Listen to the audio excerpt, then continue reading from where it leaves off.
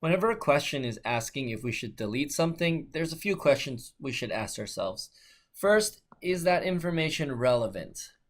So if it is relevant, then we're going to keep it. If it's not, then obviously we'll get rid of it. Second, we want to ask, is it repetitive? So is it information that we already have? Then we don't really need it. It's kind of excess, so we wouldn't keep it. If it is not repetitive then and it provides some meaning, then we're going to want to keep that sentence. So these are the two big questions that we're asking, and more specifically in this problem we see that it's actually the introduction of a paragraph. So in this case we want to ask ourselves actually if it is also a good and smooth transition. Good and smooth transition. So let's go ahead and read that sentence. So it says, though these conservation methods can be costly and time-consuming, they are well worth the effort. So we want to extract the meaning of what that's saying. So it says positive effects, they're worth it.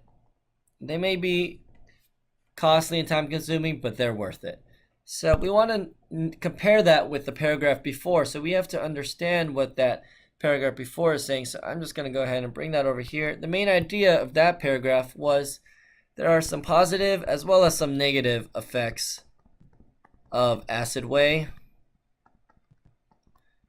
which comes from Greek yogurt. So we can kind of assume Greek yogurt is what they're discussing.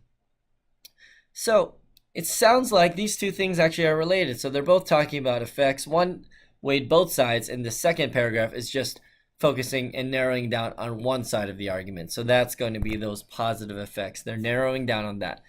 So we should not delete it because it is relevant and it is not repetitive. So I'm going to go ahead and get rid of the yes answers because we want to keep it. We don't want to delete it. And so no, we should not delete it, and let's see why. Is it because it continues the explanation of how it can be disposed safely? If we look at our meaning, this has nothing to do with whether it should be disposed safely or how it should be disposed safely.